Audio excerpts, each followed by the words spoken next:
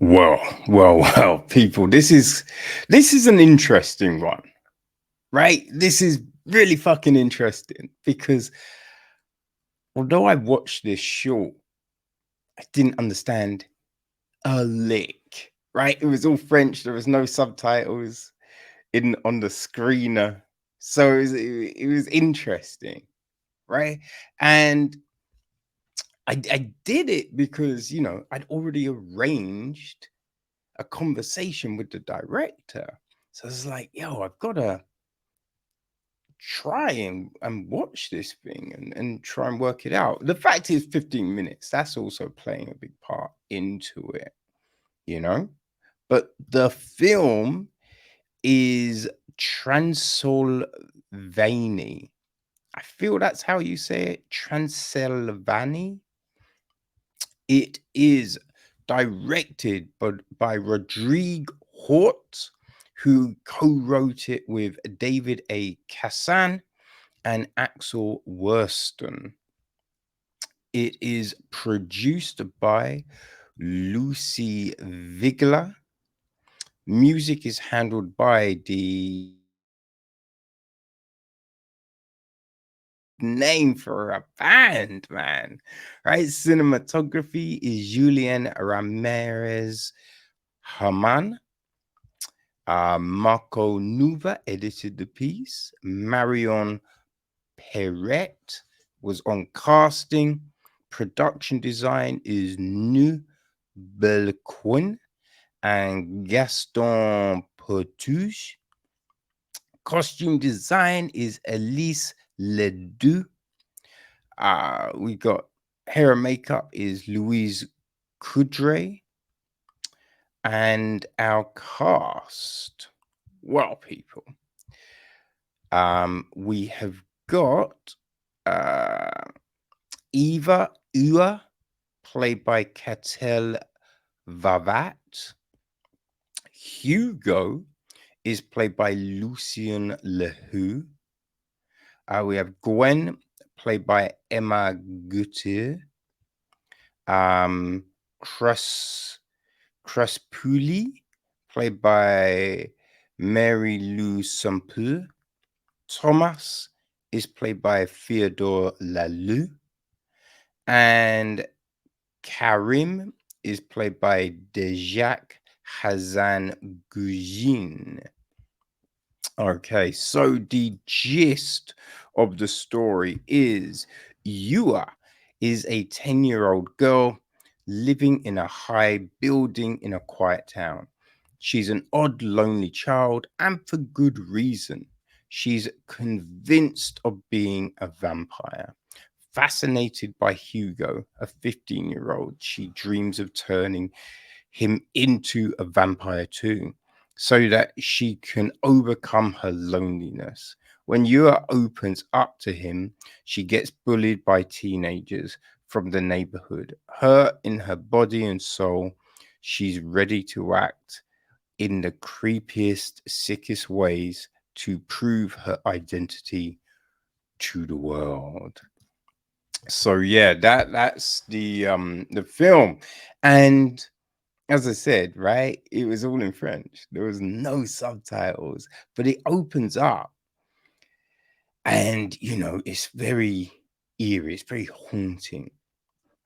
And we just have like this block of flats, and we hear a voice saying some stuff, and there's just this music like boom, boom, boom, and she's saying stuff, and you don't know what it is, but you feel it's probably not good, right? It is probably some sort of declaration to something, right? Or a promise of vengeance. That's what you feel that must be. So yeah, there's these kids outside the block, and they do not seem to like her at all, which is just, it's sad. Like, even in a different language, like, and you see these kids interact, it's not good, right? You know that there's some mean shit being said. And it's just a look on this little girl's face. You just feel so fucking like, oh man, poor kid, right? But from there, we just see her do some stuff. We see her do some stuff, which you're wondering, right? What is actually going on here? You know, because look, there's a whole heap of people that claim they're a vampire. Remember when Angelina Jolie and Billy Bob Thornton were together and wore vials of their own of each other's blood around their necks, right? There's some vampiric kind of kink thing there. So yeah, there's all of this stuff. It's just weird. It's fascinating, you know. But you don't know. You don't know. Like she does this thing, which you because you think if she is, wouldn't she have done it a different way, right? But who knows? This is the thing. She's 10. And so the film it's just building on this stuff, and you can see that she likes this guy that, yeah, definitely does not know how to communicate all of these feelings, right? And get out of her own way. She's just in a house on her own. You think that she's lost someone, her brother or something. There feels like there's all of this other stuff going on in her life.